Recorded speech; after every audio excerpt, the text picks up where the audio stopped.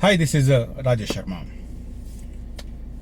మొన్న ఒక 2-3 నెలల క్రితం హైదరాబాద్ మెట్రో రైలుకు సంబంధించి కొంత హడావిడి జరిగింది. కేంద్ర మంత్రి కిషన్ రెడ్డి, అదే రకంగా ముఖ్యమంత్రి రేవంత్ రెడ్డి మధ్య ఈ లేఖాస్త్రాలు జరగడం, ఇదంతా ఎందుకు, దీనికి ఒక కంక్లూజన్ తెరదించుదామనే ఉద్దేశంతో ఇద్దరూ కలిసి ఢిల్లీ వెళ్ళి కేంద్రంలో పట్టణాభివృద్ధి శాఖ మంత్రి మనోహర్ లాల్ ఖట్టర్ని, అదే రకంగా రైల్వే మంత్రి అశ్విని వైష్ణవ్ని, అదే రకంగా ఉపరితల రోడ్డు రవాణా శాఖ మంత్రి నితిన్ గడ్కరీని, ఇట్లాంటి వాళ్ళని కలిసి వచ్చారు. కలిసి కొద్దిగా ఆ సెకండ్ ఫేజ్కి సంబంధించి, హైదరాబాద్ సెకండ్ ఫేజ్కి సంబంధించి కొద్దిగా మూవ్మెంట్ తీసుకొచ్చే ప్రయత్నం చేశారు. అయితే పాతదాన్ని, అంటే ఫస్ట్ ఫేజ్ను మీరు టేకప్ చేసిన తర్వాత అప్పుడు మేము ఎంటర్ అవుతామని సెంట్రల్ గవర్నమెంట్ చెప్పడంతో దానికి సంబంధించిన కార్యకలాపాలు జరిగాయి. అయితే అప్పటికే రైల్వే కార్పొరేషన్, ఫైనాన్స్ కార్పొరేషన్ నుంచి 13,600 కోట్లు అప్పు తీసుకుందామని, తక్కువ వడ్డీ రేటుకు తీసుకుందామని ప్రభుత్వం భావించి ఒప్పందం చేసుకుంది. కానీ కేంద్రం ఎంటర్ అయిన తర్వాత అది కాస్త బ్రేక్ పడింది. సో అది బ్రేక్ పడ్డ తర్వాత మరి రుణం ఎక్కడి నుంచి తీసుకొస్తారు ఫస్ట్ ఫేజ్ స్వాధీనం చేసుకోవడానికి? అంటే ఎస్బీఐ కార్ప్స్ని ఏదో అరేంజ్ చేశారు. ఎవరైనా తక్కువ ధరకు లోన్ ఇచ్చే వాళ్ళు ఉంటే వరల్డ్ వైడ్గా మీరు చేయమని చెప్పి వాళ్ళు కూడా ఏదో 2.5 కోట్లు ఫీజు తీసుకొని వాళ్ళు ఏదో వర్కౌట్ చేస్తున్నట్టున్నారు. ఈలోగా అసలు రెండో ఫేజ్కి సంబంధించి ఏమన్నా పురోగతి వస్తుందా లేదా అని చెప్పి అనుకుంటుంటే ఇప్పటి వరకు అధికారికంగా ఏం పురోగతి రాలేదు. కానీ రాష్ట్ర ప్రభుత్వం మాత్రం కొంత గ్రౌండ్ లెవెల్లో వర్క్ చేస్తుంది. నేను ఒక 1 వీక్ 10 డేస్ బ్యాక్ ఒక వీడియో చేశాను. దాంట్లో ఏంటంటే ఒక వారం 10 రోజుల్లోనే ఈ మెట్రో సెకండ్ ఫేజ్ రూట్లలో వివిధ ప్రభుత్వ, ప్రైవేటు, రక్షణ శాఖ వీటన్నింటికి సంబంధించిన సంస్థల నుంచి ఎన్ఓసీస్ తీసుకోవాలని, నో అబ్జెక్షన్ సర్టిఫికెట్ తీసుకోవాలని, తద్వారా కేంద్ర ప్రభుత్వం గ్రీన్ సిగ్నల్ ఇచ్చిన వెంటనే టెండర్లకు వెళ్ళి ఆ తర్వాత వెంటనే చేద్దామని చెప్పి. కానీ ఇంకా సెంట్రల్ గవర్నమెంట్ అది కొంచెం జరుగుతుంటేనే ఇంకొక డెవలప్మెంట్ జరిగింది. నాకు ఇది చాలా ఆశ్చర్యంగా అనిపిస్తుంది. ఇంకా సెంట్రల్ గవర్నమెంట్ నుంచి ఇంకా అనుమతి రాలేదు. తర్వాత ఫస్ట్ ఫేజ్ టేకప్ చేయడానికి, ఇంకా రుణం ఇచ్చడానికి, ఆ 13,600 కోట్ల రూపాయలు రుణం ఇచ్చే ఆర్థిక సంస్థ కూడా ఇంకా రాలేదు. కానీ ఈలోగా ప్రభుత్వం ఇంకొన్ని చర్యలు ముందుకు తీసుకుంది సెకండ్ ఫేజ్కి సంబంధించిన మెట్రోది.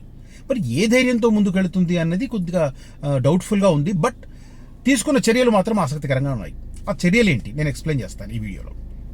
జనరల్గా రియల్ ఎస్టేట్ మీద ప్రభావం చూపించే రంగాల మీదనే నేను ఎక్కువ ఫోకస్ చేస్తాను.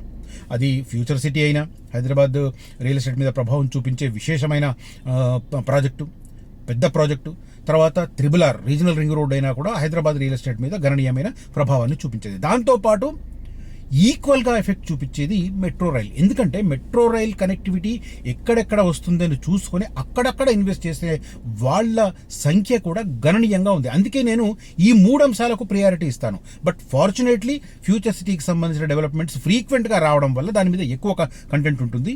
రీజనల్ రింగ్ రోడ్ అండ్ మెట్రోకి సంబంధించి కొద్దిగా తక్కువగా వస్తుంది. బట్ లకీలీ లేటెస్ట్గా మెట్రో రైల్ సెకండ్ ఫేజ్కి సంబంధించి కొంత అప్డేట్స్ రెగ్యులర్గా వస్తున్నాయి. వారానికి 1-2 అప్డేట్స్ వస్తున్నాయి. సో మెట్రో రైల్కి సంబంధించిన అప్డేట్స్ కూడా మనకు చాలా ఆసక్తికరంగా ఉన్నాయి. బికాస్ ఆ మెట్రో రైల్ ఎక్కడెక్కడ వస్తుందనే విషయంలో ఆ ఏరియాలలో, ఆ ప్రాంతాలలో రియల్ ఎస్టేట్ అనేది ఖచ్చితంగా పుంజుకునే స్కోప్ ఉంటుంది. రైట్, కాబట్టి నేను దానికి సంబంధించిన సమాచారాన్ని కూడా ఈ వీడియోలో చెప్పే ప్రయత్నం చేస్తాను. మనందరికీ తెలుసు, మెట్రో రైల్ సెకండ్ ఫేజ్కి సంబంధించి 2 పార్టులుగా కేంద్ర ప్రభుత్వానికి రాష్ట్ర ప్రభుత్వం నివేదిక పంపింది, డిపిఆర్ ప్రిపేర్ చేసి పంపించింది. పార్ట్ 1 కింద 5 మార్గాలు, పార్ట్ 2 కింద 3 మార్గాలు కలిపి మొత్తం డిపిఆర్లు పంపింది. అయితే పార్ట్ 2లో ఉన్న ఫ్యూచర్ సిటీ వైపు వెళ్లే శంషాబాద్ ఎయిర్పోర్ట్ నుంచి రావిరియాల్ ఎగ్జిట్ నెంబర్ 13 నుంచి ఫ్యూచర్ సిటీలో FCDA బిల్డింగ్ బేగర్ కంచె వరకు వెళ్లే మెట్రో రైలుకు సంబంధించి ప్రస్తుతం ఎగ్జిస్టింగ్ రోడ్డు లేదు. కాబట్టి ఆ వాహనాల సంఖ్యను, అంటే మొబిలిటీ ప్రొజెక్షన్ని ఇవ్వడానికి స్కోప్ లేదు.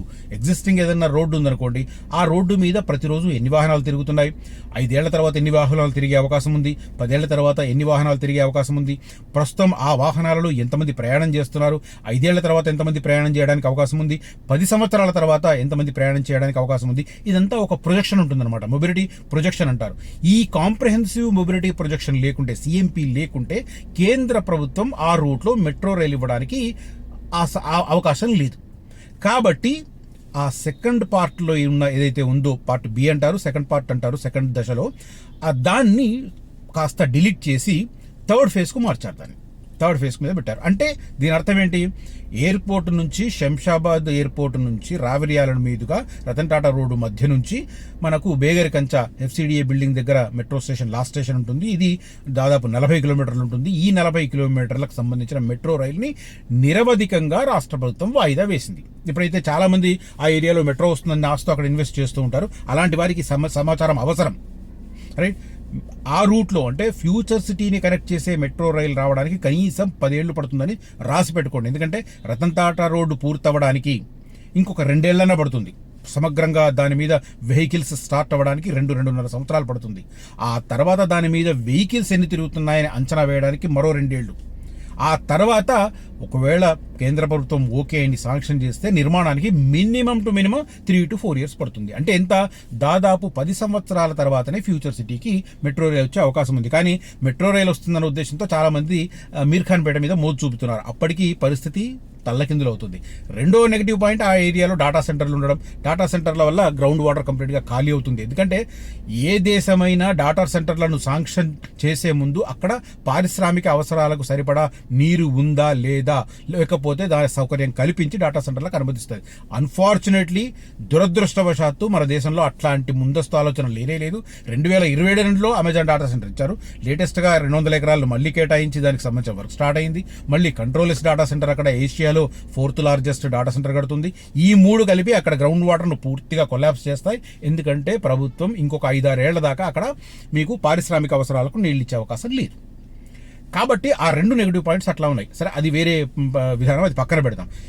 రైలుకు సంబంధించి, మెట్రో రైలుకు సంబంధించి తాజాగా జరుగుతున్న పరిణామాల ప్రకారం ఈ ఫ్యూచర్ సిటీకి మెట్రోని డిలీట్ చేసి థర్డ్ ఫేజ్కు పంపించేసి మిగతా 7 మార్గాలను మాత్రం ఇప్పుడు 2 దశల్లో తీసుకోవాలని ప్రభుత్వం చేస్తుంది. దాంట్లో కూడా ఫస్ట్ పార్ట్ ఏదైతే ఉందో, ఫస్ట్ పార్ట్లో ఉన్న మన మియాపూర్ నుంచి పటాన్ చెరువును కూడా అక్కడ నుంచి తప్పించి 2వ దశ పార్ట్ బికు కలిపింది.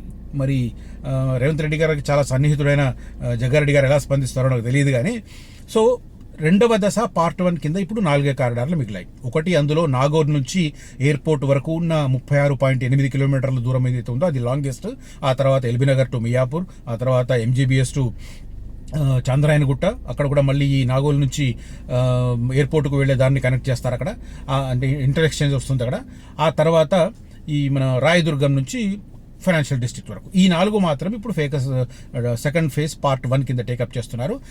సెకండ్ ఫేజ్ పార్ట్ బి కింద ఈ మియాపూర్ టు పటాన్ చెరువు, తర్వాత JBS టు షామీర్పేట, ఆ తర్వాత ప్యారడైజ్ టు మేడ్చల్, ఇవి పార్ట్ బి కింద పెట్టారు సెకండ్ ఫేజ్లో. దానికి సంబంధించి ఇంకా కార్యకలాపాలు లేవు. బట్ రెండింటికి సంబంధించి ఒకేసారి శాంక్షన్ వస్తుందా, ఏం చేస్తుంది ప్రభుత్వం తెలియదు. కానీ లేటెస్ట్గా జరిగిన పరిణామాలు చెప్తాను ఇప్పుడు. వేగంగా మెట్రో 2వ దశ అంటూ దానికి సంబంధించిన డీటెయిల్స్ కనిపిస్తున్నాయి. 4 కారిడార్లకు GCల నియామకానికి కసరత్తు 19వ తేదీన ప్రీబిడ్ సమావేశం నిర్వహించింది. నిజానికి ప్రీబిడ్ సమావేశం ఎప్పుడు నిర్వహిస్తారంటే కేంద్రం నుంచి అనుమతులు వచ్చిన తర్వాత రాష్ట్రం రెడీగా ఉంది అన్న సందర్భంలో ప్రీబిడ్ సమావేశం నిర్వహిస్తారు. కానీ కేంద్ర ప్రభుత్వం ఇంకా ఆమోదం తెలపక ముందే మొన్న ఆగస్టు 19వ తేదీన ప్రీబిడ్ సమావేశాన్ని నిర్వహించారు. 12 కంపెనీలు డైరెక్ట్ గాను ఇండైరెక్ట్ గాను ఆ ప్రీబిడ్ సమావేశంలో పాల్గొన్నాయి. డైరెక్ట్ ఇండైరెక్ట్ అంటే లైవ్ లో జాయిన్ అయిన వాళ్ళు అన్నమాట. క్వాలిటీ కమ్ కాస్ట్ బేస్డ్లో ఎంపిక చేయనున్న HMRL Hyderabad metro rail limited మొదటి దశ స్వాధీనానికి 3-4% వడ్డీతో రుణయత్నాలకు ప్రయత్నం. ఇంతగా చెప్పాను కదా, SBI క్యాప్స్ దాని మీద వర్కౌట్ చేస్తుందని. SBI క్యాప్స్కు బాధ్యతలు అప్పగించా 3 నెలల గడువు అని చెప్తున్నారు. సో ఓవరాల్గా ప్రభుత్వం ప్రతిష్టాత్మకంగా భావిస్తున్న మెట్రో దశ పనుల్లో హైదరాబాద్ మెట్రో రైల్ లిమిటెడ్ అధికారులు వేగం పెంచారు. జనరల్ కన్సల్టెన్సీల త్వరను GC అంటే జనరల్ కన్సల్టెన్సీలను త్వరగా ఎంపిక చేసి పనులు ముందుకు సాగించేందుకు చర్యలు చేపట్టారు. ఇందులో భాగంగా ఆగస్టు 19న ప్రీబిడ్ సమావేశం నిర్వహించక ఆన్లైన్ ఆఫ్లైన్లో 12 కంపెనీలు పాల్గొనడం ఆసక్తికరంగా మారింది. ఈ కంపెనీలు చెప్తాను. ఈ టెండర్లలో ఐఎస్ఆ, సిస్ట్రా, ఎక్లేక్, RV, Nippon Koei India private limited, Mangalam consultancy services Hyderabad, సెగ్ limited, RITES, Typsa, DB engineering and consultant group, kite allied services private limited, బార్సిల్ సంస్థలు పాల్గొన్నాయి. మొత్తం 12 సంస్థలు. కొన్ని ప్రత్యక్షంగాను కొన్ని పరోక్షంగాను పాల్గొన్నాయి, ఆన్లైన్ ఆఫ్లైన్ అనమాట. మెట్రో రెండో దశకు సంబంధించి 7 కారిడార్లతో 122.9 కిలోమీటర్లు చేపడుతున్న విషయం తెలిసిందే. దీనికోసం 38,595 కోట్ల రూపాయలు కేటాయించారు. ప్రతిపాదిత పనులకు సంబంధించిన సమగ్ర ప్రాజెక్టు నివేదిక DPR ఆమోదించాలని కేంద్ర ప్రభుత్వానికి కొద్ది రోజులుగా విజ్ఞప్తి చేస్తున్నారు. రెండో దశలోని నాగోల్ నుంచి శంషాబాద్ ఎయిర్పోర్ట్ వరకు 36.8 కిలోమీటర్లు, రాయదుర్గ నుంచి కోకాపేట వరకు 11.6 కిలోమీటర్లు, MGBS నుంచి చాంద్రాయణగుట్ట వరకు 7.5 కిలోమీటర్లు, ఎల్బీ నగర్ నుంచి హయత్ నగర్ వరకు 7.1 కిలోమీటర్లు ముందు చేపడుతున్నారు ఈ 4 కారిడార్లు.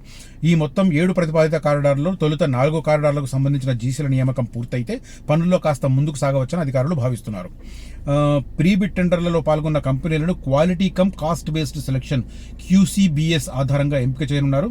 ఇందులో మొత్తం 100 మార్కులు ఉంటాయి. 70 మార్కులు ఆయా సంస్థలు గతంలో చేసిన పనుల్లో క్వాలిటీని, వారంటీని, నిర్మాణంలో ఉపయోగించే వస్తువును, అంటే ఇనుము కావచ్చు, ఐరన్ కావచ్చు, మిగతా వస్తువులు సిమెంట్ అట్లాంటివి కావచ్చు, అదే రకంగా అలాగే కంపెనీలు సమర్పించిన ఫోటోలు, డాక్యుమెంట్లను చూడనున్నారు. టెండర్లో దక్కించుకున్న తర్వాత ఎన్ని రోజుల్లో పనులు పూర్తి చేశారనే వివరాలను తెలుసుకోబోతున్నారు. ట్రాక్ రికార్డ్ అనమాట. వారు చేసిన పనుల్లో క్షేత్రస్థాయిలో సందర్శించి మిగిలిన దాన్ని కూడా అధ్యయనం చేయబోతున్నారు. మొత్తం మీద మిగతా అంతా పరిశీలించిన తర్వాత సెప్టెంబర్ 19వ తేదీలోగా ఈ జీసీల నియామకాన్ని పూర్తి చేసి దానికి సంబంధించిన డీటెయిల్స్ అన్ని ముందుకు తీసుకోబోతోంది. మరి ఈలోగా కేంద్రం ఓకే అంటుందా లేదా చూడాలి. ఎందుకంటే ఇక్కడ ఒక చిన్న ట్విస్ట్ ఉంది. ఇప్పుడు లండన్ వెళ్ళిన ముఖ్యమంత్రి రేవంత్ రెడ్డి గారు అక్కడ నుంచి అమెరికా వెళ్దాం అనుకున్నారు. అయితే ఆయన ఎవరెవరిని కలవబోతున్నారనే ఉద్దేశంలో కొంతమంది అనుమానాస్పద వ్యక్తులు ఉండడం, అనుమానాస్పద వ్యక్తులేం కాదు, న్యూయార్క్ మేయర్ ఎవరైతే ఉన్నారో అతను ప్రో పాకిస్తానీ, అతన్ని కలవడానికి రేవంత్ రెడ్డి గారు ప్రయత్నం చేస్తున్నారనే ఉద్దేశంతో ఆ అనుమతి నిరాకరణ జరిగింది. ఇప్పుడు ఆయన ఇండియాకి వచ్చి హైదరాబాద్లో కూర్చోగానే మోదీని అమితుమి అన్నట్టుగా మాట్లాడారు. సో దీని ఇంపాక్ట్ కూడా ఏమన్నా ఉంటుందో చూడాలి. ఇంపాక్ట్ లేకుండా ఫేర్గా ఉంటే మనకు రావచ్చు, ఇంపాక్ట్ ఉందనుకోండి ఇంకా నిరవధికంగా వాయిదా పడవచ్చు. సో అది యథావాత మెట్రో రైల్ సెకండ్ ఫేజ్కి సంబంధించి కొంత దూకుడైతే ప్రదర్శిస్తుంది రాష్ట్ర ప్రభుత్వం. మరి ఎలాంటి పరిణామాలు చోటు చేసుకుంటాయో సెప్టెంబర్ 19 వరకు ఈ ప్రాసెస్, ఈ జీసీల నియామకం, కన్సల్టెన్సీల నియామకం, దానికి సంబంధించిన ప్రాసెస్ ఒక కొలిక్కి వస్తుందో ఆ తర్వాత ఎలా ఉంటుంది పరిణామాలు అనేది వేచి చూడాల్సిన పరిస్థితి. రైట్, చివరిలో క్లుప్తంగా ఒక మాట. ఫ్యూచర్ సిటీని జెన్యూన్గా ఉన్న ఏరియాను గుర్తించండి, ఆ ఏరియాలో ఇన్వెస్ట్ చేయండి. ఫ్యూచర్ సిటీతో పాటు శ్రీశైలం హైవే, సాగర్ హైవే, అదే రకంగా exit number 12 Bengaluru, exit number 13 Raviryal, exit number 14 కూడా ఈ సరౌండింగ్ ఏరియాలో మహేశ్వరం, ఇలాంటి ఏరియాలలో ఇన్వెస్ట్మెంట్ చేయాలనుకున్న వారు జెన్యూన్ ఇన్ఫర్మేషన్ ఇచ్చేవారిని సంప్రదించండి. జెన్యూన్ సంస్థ ద్వారా ఇన్వెస్ట్ చేయండి. ఏదో రోడ్డు పక్కన పాంప్లెట్స్ పట్టుకొని నిలబడ్డారు కదా అని వాళ్ళ దగ్గర తీసుకుంటే మీతో వాళ్ళు కొనిపించిన తర్వాత ఎలాంటి జవాబుదారీతనం ఉండదు. ఏదైనా రిప్యుటేషన్ ఉన్న ఆర్గనైజేషన్లో తీసుకుంటే ఆ సంస్థ కొనసాగుతుంది. ఆ సంస్థకు సంబంధించి ఏమైనా పరిణామాలు ఉత్పన్నమైనా కూడా, అంటే ఆ ఇన్వెస్ట్మెంట్కి సంబంధించి ఎలాంటి ఇష్యూస్ ఉత్పన్నమైనా కూడా ఆ సంస్థ చూసుకునే అవకాశం ఉంటుంది. కనీసం మనం అప్రోచ్ అవ్వడానికి స్కోప్ ఉంటుంది. అదే మీరు రోడ్డు మీద ఎవరైనా కనపడి పాంప్లెట్ అట్లాంటివి తీసుకొని మీరు వెళ్ళి కొనుగోలు చేస్తే అలాంటి వారి దగ్గర ఆ రెస్పాన్సిబిలిటీ అయితే ఖచ్చితంగా ఉండదు. జాగ్రత్త. ఇన్వెస్ట్ చేసే ముందు పప్పు బెల్లాలు కావు. ఖచ్చితంగా 10 నుంచి 20, 30, 40 లక్షల వరకు ఇన్వెస్ట్ చేస్తారు. కాబట్టి రిప్యుటేషన్ ఉన్న సంస్థలను, రిప్యుటేషన్ ఉన్న వ్యక్తులను మాత్రమే ఆశ్రయించి వారి ద్వారా తీసుకోండి. రేపు ఎలాంటి పరిణామాలు ఉత్పన్నమైనా వాళ్ళు మీకు అండగా ఉంటారు. సేమ్ టైం మీ పెట్టుబడి సెక్యూరిటీగా ఉండే అవకాశం ఉంటుంది. వాళ్ళు ఇచ్చే మాటలు కూడా జెన్యూన్గా, ఇప్పుడు రోడ్డు మీద వాళ్ళు నోడుకొచ్చింది చెప్తారు, అసలు సమాచారమే సరిగ్గా ఉండదు వాళ్ళ దగ్గర. అసలు ఫ్యూచర్ సిటీ ఎక్కడొస్తుంది, ఫస్ట్ ఫేజ్ ఫ్యూచర్ సిటీ ఎక్కడొస్తుంది, ఓవరాల్గా 10 ఏళ్లలో ఎక్కడెక్కడ డెవలప్ అవుతుంది, ఫస్ట్ 5 ఏళ్లలో ఎక్కడెక్కడ డెవలప్ అవుతుంది, ఎక్కడెక్కడ ప్రైవేట్ ఎంప్లాయ్మెంట్ వస్తుంది, ఎక్కడెక్కడ గవర్నమెంట్ ఎంప్లాయ్మెంట్ వస్తుంది, ఎక్కడెక్కడ నివాసయోగ్యమైన ప్రాంతాలు డెవలప్ అవుతాయి, ఎక్కడెక్కడ నివాసయోగ్యం కాని పారిశ్రామిక వాడలు ఉంటాయి. ఇవన్నీ తెలుసుకొని ఇన్వెస్ట్ చేస్తే మీ పెట్టుబడి జాగ్రత్తగా ఉంటుంది, మంచి లాభాలు రావడానికి అవకాశం ఉంటుంది. కనిపిస్తున్న నెంబర్లో కాంటాక్ట్ చేయండి. Thank you so much for watching this video. Signing off Rajesh Sharma. జై హింద్.